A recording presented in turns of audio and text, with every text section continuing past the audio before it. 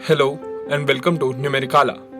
ये वीडियो आपकी price action trading series की कंटिन्यूएशन वीडियो है। जो मैंने आपको कहा था ना कि मैं हर प्रिंसिपल के लिए एक अलग वीडियो बनाऊंगा, ये उसी की कंटिन्यूएशन है। तो किसी ने अगर वो वीडियो नहीं देखी तो प्लीज़ पहले वो देख लो। इस वीडियो के हमारे 3 मेन टॉपिक्स हैं। पहला ट्रेंड एनालिसिस, दूसरा डिफरेंट तरह के ट्रेंड्स में हम कैसे ट्रेड करें, और तीसरा और आखिरी वॉल्यूम एनालिसिस। तो हमारा सबसे पहला और सबसे इम्पोर्टेंट क्वेश्चन ये आता है कि ट्रेंड आखिर होता क्या है। ट्रेंड बेसिकली मार्केट का डायरेक्शन है, मतलब कि मार्केट किस वे में या फिर किस साइड, मतलब किस तरफ जा रहा है। ट्रेंड हमारा 3 तरीके का होता है। पहला अप ट्रेंड, दूसरा डाउन ट्रेंड और तीसरा साइडवेज ट्रेंड। अगर आपको स्टॉक मार्केट में कुछ करना है तो ये 3 ट्रेंड रिलेटेड बातें आपको हमेशा याद रखनी पड़ेंगी। First, trend is your friend until it bends, यानी कि ट्रेंड तुम्हारा दोस्त है जब तक वो मुड़ नहीं रहा, मतलब कि वो जब तक वो चेंज नहीं हो रहा। Second, the higher the time frame you use the better the trend will look. इसका मतलब है जितना ज़्यादा बड़ा टाइम फ्रेम देखोगे उतना ही ज़्यादा रिलायबल होगा उसका trend. Third, market is 70% time range bounded and rest 30% times it's trending, मतलब कि ज़्यादातर मार्केट रेंज में ही रहता है और बहुत कम ऐसा होता है कि मार्केट ट्रेंडिंग हो। तो अब हमारा सबसे पहला सब टॉपिक आता है कि अप ट्रेंड क्या होता है। हम कह सकते हैं कि सिक्योरिटी अप ट्रेंड में है अगर वो हायर हाइस और हायर लो स्ट्रक्चर बनाए, और इसकी रिट्रेसमेंट्स को हम करेक्शन कहते हैं। डरो मत, ये बस सुनने में ही थोड़ा कॉम्प्लिकेटेड है। अगर अभी एग्जांपल दिखाऊंगा तो सब समझ आ जाएगा। रिट्रेसमेंट्स का मतलब है कि बेसिकली जब प्राइस अपने ट्रेंड को फॉलो कर रहा होता है तो वो बीच में अपने ट्रेंड के रिवर्स जाता है। मतलब अगर अप ट्रेंड में है तो डाउन ट्रेंड में जाएगा, और डाउन ट्रेंड में है अप ट्रेंड में जो रिट्रेसमेंट्स आती हैं उनको हम करेक्शंस कहते हैं, और डाउन ट्रेंड में जो रिट्रेसमेंट्स आती हैं उनको हम पुल बैक कहते हैं। ये देखो, ये है आपका अप ट्रेंड का एग्जांपल, निफ्टी 50 डेली चार्ट। ये प्राइस अप ट्रेंड में यानी कि ऊपर जा रहा है, यानी कि हायर हाई और हायर लो स्ट्रक्चर बना रहा है। ये हायर हाई, हायर लो, फिर हायर हाई, फिर हायर लो। हायर हाई और हायर लो का बेसिक मतलब ये है कि जो प्राइस ने नया हाई बनाया है वो पिछले हाई से ऊपर बनाया है, और जो नया लो बनाया है वो भी पिछले लो से ऊपर बनाया है। और ये देखिए, प्राइस जो अपने हायर हाई से हायर लो पर जा रहा है, जो मैं एनसर्कल कर रहा हूँ, इसको हम रिट्रेसमेंट्स बोलते हैं, और अप ट्रेंड में हम इसको करेक्शंस बोलेंगे। ये इसलिए होता है क्योंकि प्राइस सीधा नहीं चलता कभी भी, चाहे ऊपर हो चाहे नीचे हो, वो हमेशा रिट्रेसमेंट ज़रूर लेता है और नए लोगों को वापस पोजीशन बनाने का मौका ज़रूर देता है। हमारा सेकंड टॉपिक आता है डाउन ट्रेंड। सिक्योरिटी अपने डाउन ट्रेंड में तब होती है अगर वो लोअर हाई और लोअर लो स्ट्रक्चर बनाए, और जब इसमें प्राइस रिट्रेस करता है तो इसको हम पुल बैक्स कहते हैं। ये रहा आपका डाउन ट्रेंड का example, bank Nifty daily chart. ये देखिए, लोअर लो बनाया, ऊपर गया, फिर लोअर हाई, फिर आया लोअर लो, फिर लोअर हाई। लोअर लो और लोअर हाई का भी सिंपल सा मीनिंग है। लोअर लो मतलब जो प्राइस ने नया लो बनाया है वो अपने पिछले लो से नीचे है, और जो नया हाई बनाया है वो अपने पिछले हाई से नीचे है, इसलिए हम उसको लोअर हाई बोलेंगे। और ये देखिए, ये जो प्राइस लोअर लो से वापस लोअर हाई पे जा रहा है, यानी कि डाउन ट्रेंड में रिवर्स हो रहा है, यानी कि अप ट्रेंड बन रहा है, इसको हम पुल बैक बोलेंगे। हमारा तीसरा सब टॉपिक है साइडवेज ट्रेंड। इसका मतलब है कि मार्केट जब एक ही रेंज में घूमता रहता है उसको हम साइडवेज ट्रेंड बोलते हैं। मतलब प्राइस बस सपोर्ट और रेजिस्टेंस के बीच में ही घूमता रहता है। यह है अपना साइडवेज ट्रेंड का एग्जांपल, HDFC डेली चार्ट। ये देखिए, प्राइस एक रेंज में फंसा हुआ है। ऊपर ये जो मैं एनसर्कल कर रहा हूँ ये आपके सपोर्ट और रेजिस्टेंस है। इसमें हम अलग अलग तरह से ट्रेड कर सकते हैं, वो मैं आपको अभी अगले टॉपिक में बताऊंगा। ये देखिए, ये है आपका एग्जाम्पल। ये एस मतलब सपोर्ट मत समझ लेना, इसका मतलब है सेल। ऊपर आपका रेजिस्टेंस है, नीचे आपका सपोर्ट है। प्राइस मेनली रेंज बाउंडेड ही रहता है। कंसोलिडेशन होता ही है तभी प्राइस ट्रेंड में आता है। ये चीज़ हमेशा याद रखना कि अगर प्राइस ने एक ही जगह से एटलीस्ट 2 बार, मतलब कम से कम 2 बार तो सपोर्ट और रेजिस्टेंस लिया होना ही चाहिए, तभी हम उसको जेन्युइन सपोर्ट और जेन्युइन रेजिस्टेंस कंसिडर करेंगे। अब चलते हैं हमारे सेकंड मेन टॉपिक पर, अलग तरह के ट्रेंड्स में ट्रेड कैसे करें। सबसे पहले जानते हैं कि अप ट्रेंड में कैसे ट्रेड करें। अप ट्रेंड में हमेशा सपोर्ट पर बाय करो और रेजिस्टेंस पर अपनी पोजीशन स्क्वायर ऑफ कर दो सेल करके। कभी भी इसका उल्टा मत करना वरना फंस जाओगे, यानी कि कभी भी रेजिस्टेंस पर बेचकर नई पोजीशन मत बनाना। अभी जो मैंने बोला है इसको मैं थोड़ा और क्लियर कर देता हूँ एग्जांपल के थ्रू। ये देखिए, ये है आपका USD INR डेली चार्ट, और ये रहा आपका सबसे पहले, यहाँ पे हम करेंगे बाय नीचे की तरफ। जहाँ पे मैं बी लिख रहा हूँ वहाँ पे, और जहाँ पे मैं एस लिख रहा हूँ यहाँ पे हम करेंगे सेल, क्योंकि ये है रेजिस्टेंस। फिर वापस नीचे आया, वहाँ पे हमने बाई किया, फिर ऊपर गया, यहाँ पे हमने सेल किया।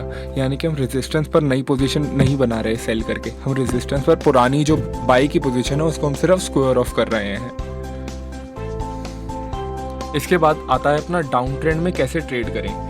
डाउन ट्रेंड में हमेशा रेजिस्टेंस पर सेल करो और स्क्वायर ऑफ करो अपनी पोजीशन को सपोर्ट पर बाय करके। कभी भी इसका उल्टा मत करना, वरना नुकसान ही होगा।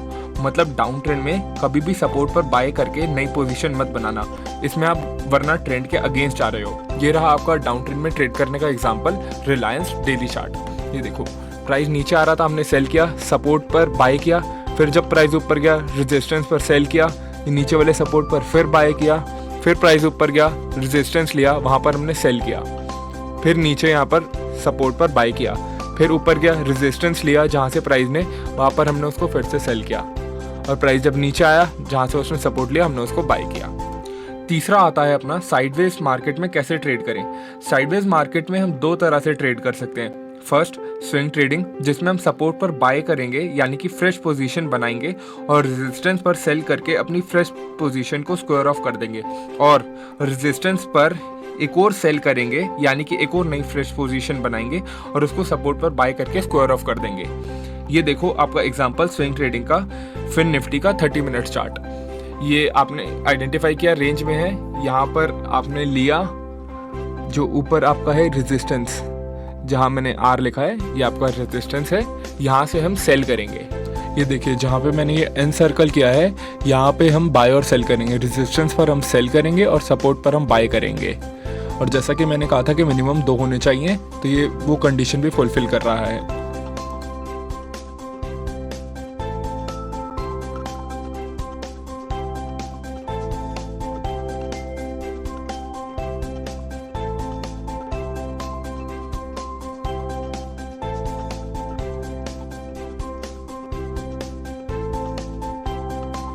अगला आता है हमारा ब्रेकआउट ट्रेडिंग। इसमें हम सिर्फ तभी बाय करेंगे अगर रेंज का रेजिस्टेंस टूटता है, और सिर्फ तभी सेल करेंगे अगर रेंज का सपोर्ट टूटता है। ये रहा आपका example Adani enterprises weekly chart. ये देखिए प्राइस एक रेंज में था, ऊपर 2 बार रेजिस्टेंस लिया, नीचे 1 2 3 4 5 बार आपका सपोर्ट लिया, और जैसे ही इसने ऊपर की तरफ तोड़ा, रेजिस्टेंस को तोड़ा है यानी कि ये ऊपर जा रहा है, इसका मतलब हम बाय करेंगे।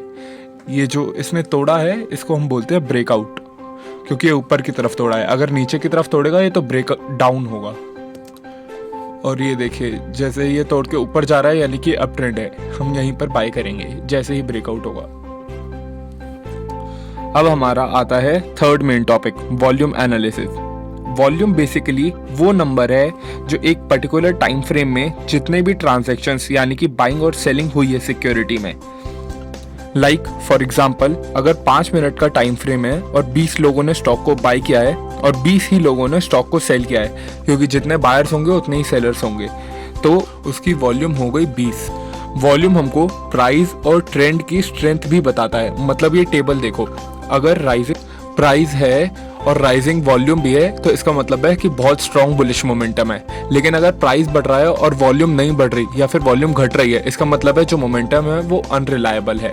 और इसी तरह से अगर वॉल्यूम घट रही है और प्राइस भी घट रहा है तो इसका मतलब वो भी अनरिलायबल बेयरिश मोमेंटम है। लेकिन दूसरी तरफ अगर वॉल्यूम भी बढ़ रही है लेकिन प्राइस गिर रहा है, इसका मतलब वो रिलायबल बेयरिश मोमेंटम है। एक बात हमेशा याद रखना कि अगर प्राइस राजा है तो वॉल्यूम रानी है। मतलब प्राइस जो भी बता रहा है, सही बता रहा है या नहीं, ये हमको वॉल्यूम बताएगी। और स्ट्रेंथ के अलावा वॉल्यूम हमको और भी काफ़ी सारी चीज़ें बताती है, जैसे कि वो हमको बताती है कि स्टॉक में लिक्विडिटी है या नहीं, या फिर प्राइस अपने सपोर्ट और रेजिस्टेंस को जेन्युइनली रिस्पेक्ट कर रहा है या नहीं। और साथ ही साथ वॉल्यूम हमको ये भी कंफर्म करती है कि जो ब्रेकआउट या ब्रेकडाउन है वो रियल है या फेक। और साथ ही साथ हमें ये भी बताती है कि जो कैंडलस्टिक पैटर्न है वो जेन्युइन है या नहीं। तो पहला आता है हमारा कंफर्मिंग लिक्विडिटी। लिक्विडिटी हमें बताती है कि लोग स्टॉक में इंटरेस्टेड है या नहीं। ऑलवेज रिमेंबर, कभी भी लो वॉल्यूम स्टॉक में ट्रेड मत करना, बिकॉज वो इजीली मैनिपुलेटिव होते हैं।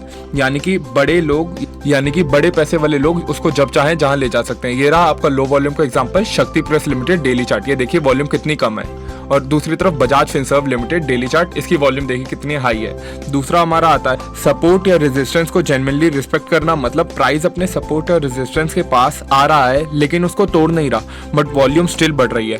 ये देखिए इसका एग्जाम्पल, डॉक्टर लाल पाथ लैब्स वीकली चार्ट। ये देखिए प्राइस आया है बार बार अपने सपोर्ट के पास, ये ट्रेंड लाइन सपोर्ट है, लेकिन जब भी आया है उसको रिस्पेक्ट किया है, तोड़ा नहीं है, लेकिन वॉल्यूम स्टिल बढ़ी है। थर्ड आता है अपना कि प्राइस अगर कभी ब्रेकआउट या ब्रेकडाउन दे तो उसकी वॉल्यूम हमेशा हाई होनी चाहिए, मतलब उसमें स्ट्रेंथ होनी चाहिए, तभी हम उसको वैलिड और जेन्युइन ब्रेकआउट कंसिडर करेंगे। ये रहा आपका example ICICI bank weekly chart. ये देखिए प्राइस का ये बहुत ही इंपॉर्टेंट लेवल था, पहले प्राइस यहाँ से सपोर्ट ले रहा था, उसके बाद रेजिस्टेंस लेने लग गया और जैसे ही रेजिस्टेंस को तोड़ा, ये देखिए वॉल्यूम कितनी हाई है। अगला आता है कि जब भी किसी चार्ट पैटर्न में ब्रेकआउट आएगा तो ब्रेकआउट कैंडल की वॉल्यूम हमेशा हाई होनी चाहिए, वरना ब्रेकआउट के सस्टेन करने के चांसेस काफी कम हो जाएंगे। ये रहा आपका example Somany ceramics limited weekly chart. ये देखिए राउंडिंग बॉटम पैटर्न बन रहा था और प्राइस ने जब इसका ब्रेकआउट किया तो उस ब्रेकआउट कैंडल की वॉल्यूम भी कितनी हाई है। आखिरी आता है कि जब हमारा कोई भी कैंडलस्टिक पैटर्न बनता है तो उसकी और उसके अगली वाली कैंडल की, इन दोनों की वॉल्यूम अच्छी होनी चाहिए, और जो कैंडलस्टिक पैटर्न की अगली कैंडल है उसकी वॉल्यूम तो कैंडलस्टिक पैटर्न वाली कैंडल से भी अच्छी होनी चाहिए, यानी कि ज्यादा होनी चाहिए, तभी हम उसको जेन्युइन कंसिडर करेंगे। ये रहा आपका एग्जांपल TCS डेली चार्ट। ये देखिए ये आपका इन्वर्टेड हैमर और इसकी वॉल्यूम देखिए, और जो इसकी अगली कैंडल है वो इसका लो भी ब्रेक कर रही है, कंफर्म भी कर रही है और वॉल्यूम में भी कंफर्म कर रही है, यानी कि उसकी वॉल्यूम उससे ज्यादा है।